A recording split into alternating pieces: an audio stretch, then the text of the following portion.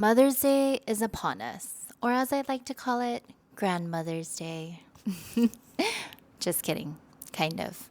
But just the other day, I declared to my husband that until my kids are old enough to plan and execute a Mother's Day celebration in honor of me, then it shall remain my own mother's and mother in law's days. And I will celebrate my day as a mom at another time, preferably alone. Just kidding. But doesn't that sound amazing? Hi, ladies. Welcome to episode 15 of Not Just Moms, where we carve out time for ourselves to focus on who we are beyond mom. I'm your host, Stephanie No, your life and mindset coach and fellow mom who is along for this crazy ride. Now, I know for some of you, Mother's Day brings all the warm and fuzzy feelings, the handmade cards, the breakfast in bed, even if it's a little burnt, the feeling of truly being loved and appreciated.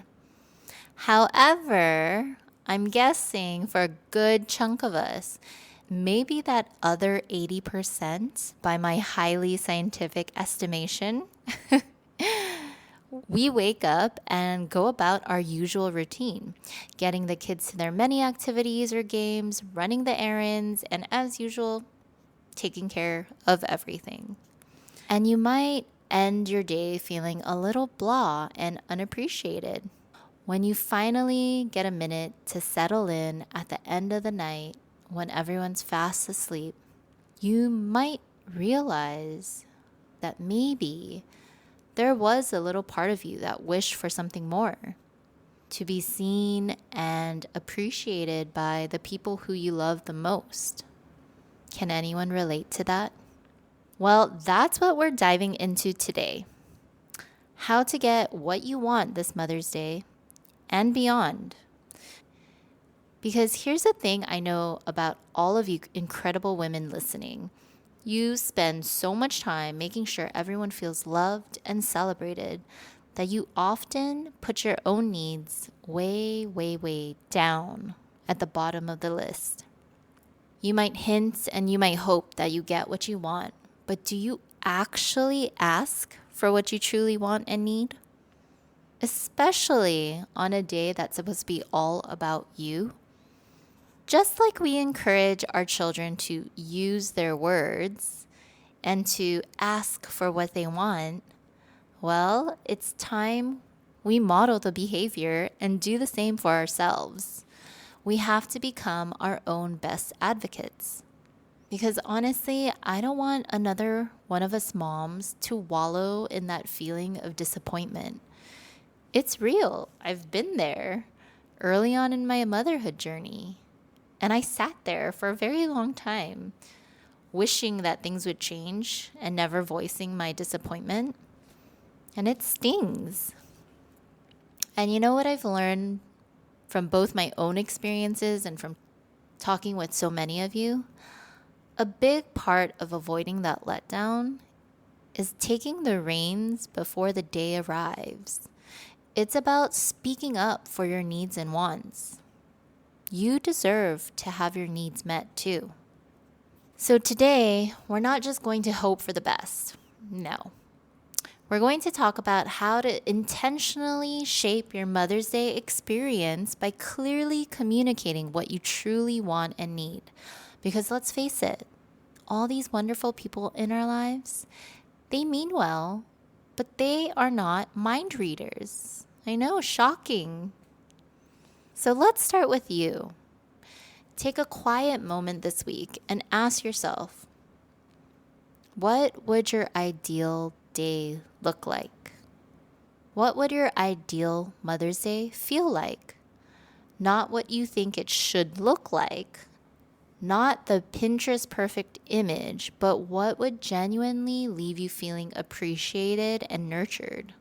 What kind of atmosphere do you crave? What activities do you truly enjoy? Or what kind of support would make the day easier for you? There's no right or wrong answer.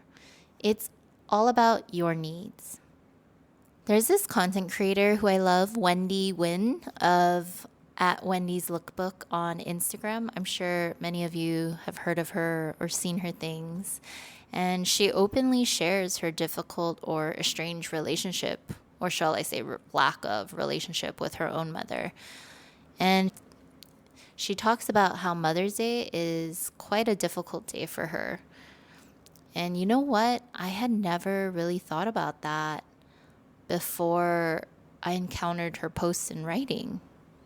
However, when I was going through my own journey of trying to get pregnant, Mother's Day was a tough one. It would constantly remind me of what I had lost instead of what I had. So I always say in life, you just don't know until you know, right? Until you go through it. And this was one of those things. Until I experienced my own difficult moments along this motherhood journey, I never realized that Mother's Day could bring grief and longing to some. So if you need time on Mother's Day to grieve or mourn or just sit in silence, please know that you absolutely deserve that and should have that. So this is just a reminder that our ideal Mother's Day can look very different for each and every one of us. So let's take some time to explore what that looks like for us. Once you have some clarity on what you truly desire, the next step is crucial: communication. This isn't about making demands or being selfish. It's about lovingly guiding the people in our life so that they can actually give us what we need. So for some women, you may find it awkward at first asking for what you want because, as many of my clients share, it feels selfish or I feel bad. Nonsense.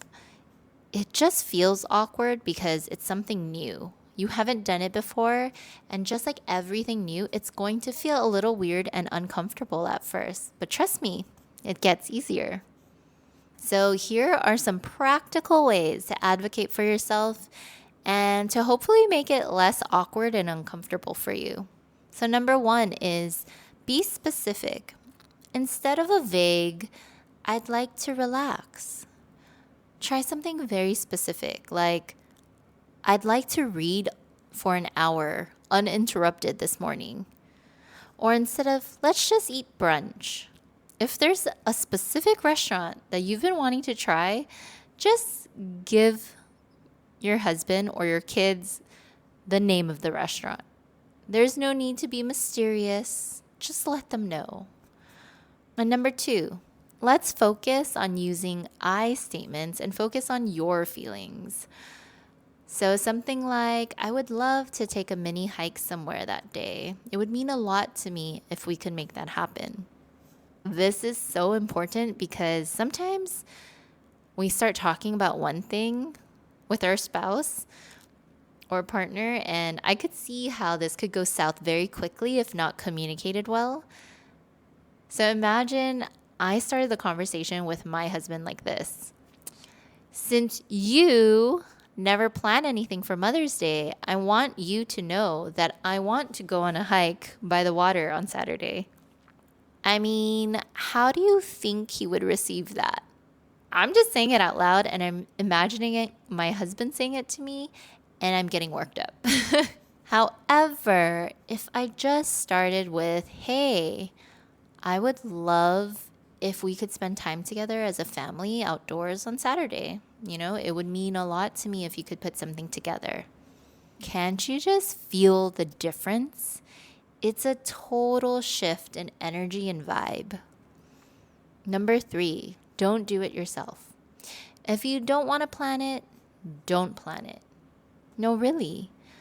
This is what I often offer to my clients is, what if you didn't do it, right? And most of them just laugh uncomfortably or say, "No, I can't do that." But really, I want you to really stop to think about that.